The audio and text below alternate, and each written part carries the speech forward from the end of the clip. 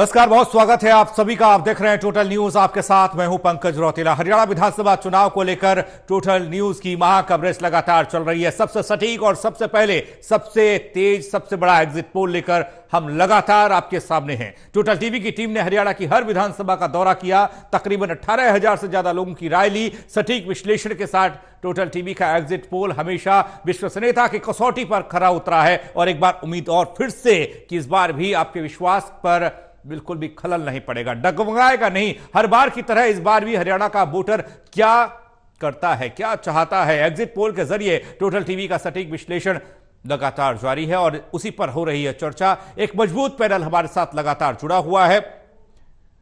हमारे साथ पैनल में मौजूद हैं Devendra Kathoria associate editor Panipat, doctor Mahesh Kumar Hisar से एसोसिएट एडिटर हैं, वीरेंद्र सोनी जी वरिष्ठ पत्रकार हमारे साथ हैं और अनिल बंसल साहब वरिष्ठ पत्रकार हमारे साथ मौजूद है। देवेंद्र, चर्चा की शुरुआत हम आपसे करने जा रहे हैं। 4 लोकसभा क्षेत्र की विधानसभा सीटों पर एग्जिट पोल के नतीजे हमारे सामने हैं। हालांकि 8 तारीख का इंतजार करना होगा, लेकिन उन सब के बीच जो एग्जिट पोल का इशारा है वो क्या कह रहा है?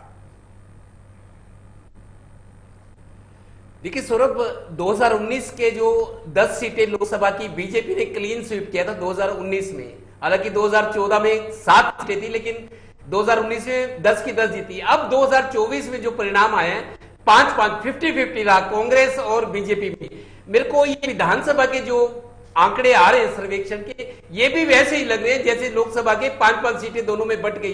कुछ पे ये ले गए, कुछ पे वो ले गए। तो ये विधानसभा के जो आंकड़े आ रहे हैं, मेरे को लगता है किसी एक का दबदबा अभी भी नजर नहीं आ रहा। हालांकि कांग्रेस गेन करती नजर आ रही, क्योंकि कांग्रेस की सीटें इन लोकसभा क्षेत्रों में, विधानसभाओं में कम थी। कांग्रेस फायदे की स्थिति में नजर आ रही है, लेकिन अभी भी क्लियर कट नहीं है कि कांग्रेस सरकार बनाती हुई दिख रही है। जिस तरह के लोकसभा में 5-5 सीटों का 10 में से बंटवारा हो गया, और इन विधानसभाओं का भी अभी 1-2 ऊपर नीचे चल रहा है। अभी 4 लोकसभा क्षेत्र हमने दिखाए हैं, फरीदाबाद तक, कुरुक्षेत्र, करनाल, अंबाला और फरीदाबाद। अभी भी मतलब मुकाबला बना हुआ है और कई सीटें ऐसी हैं। देखिए, अगर बीजेपी की जीती हुई सीटों पर कांग्रेस अगर टक्कर दे रही है या कोई निर्दलीय दे रहे हैं, तो दिक्कत बीजेपी के साथ ज्यादा है। एक तरफ कांग्रेस है और एक तरफ निर्दलीय चुनौती बने हुए 1/3 सीटों पर। हमने एक लिस्ट बनाई है जिसमें 31 सीटें ऐसी हैं जहां निर्दलीय या बागी त्रिकोणीय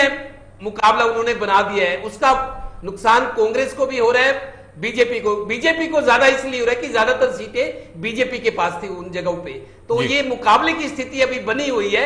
आगे चलकर मेरे को लगता है जब हम जाट बेल्ट में घुसेंगे, जैसे झज्जर है, रोहतक है, सोनीपत है, जींद है, भिवानी है, हिसार है, जो ज्यादा जहां जाट वोटर्स डोमिनेट करते हैं और आक्रामक तरीके की राजनीति करते हैं और जो चाहते हैं वो कर गुजरते हैं।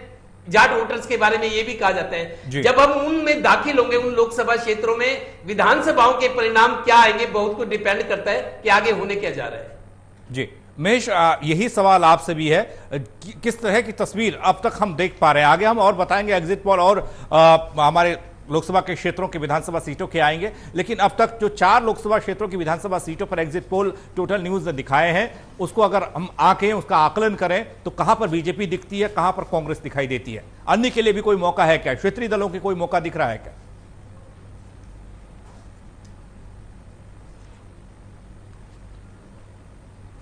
देखिए, बिल्कुल क्षेत्रीय दलों के लिए मौका देखने को मिलेगा, लेकिन सिरसा लोकसभा क्षेत्र में जब आप जाएंगे तो क्षेत्रीय दलों की क्या संभावना है वो वहां पर नजर आएंगी। निर्दलियों को लेकर पहले भी कई बार का डिस्कशन हम कर चुके हैं। निर्दलियों की एक अच्छी खासी संख्या इस बार देखने को मिलेगी। और जहां तक कांग्रेस और भारतीय जनता पार्टी का आप जिक्र कर रहे हैं, तो यकीनन यहाँ पर कांग्रेस पार्टी अपर एज लिए हुआ है। चाहे गैर जाट वोटर्स का जिक्र जिस तरीके से करनाल लोकसभा सीट पर हमने किया, आरक्षित सीट जो है अंबाला है, वहां पर बढ़त भारतीय जनता पार्टी को हासिल हो रही है। तो क्या एससी वोटर्स का मूड है वो भी वहां से रिफ्लेक्ट होता हुआ नजर आ रहा है।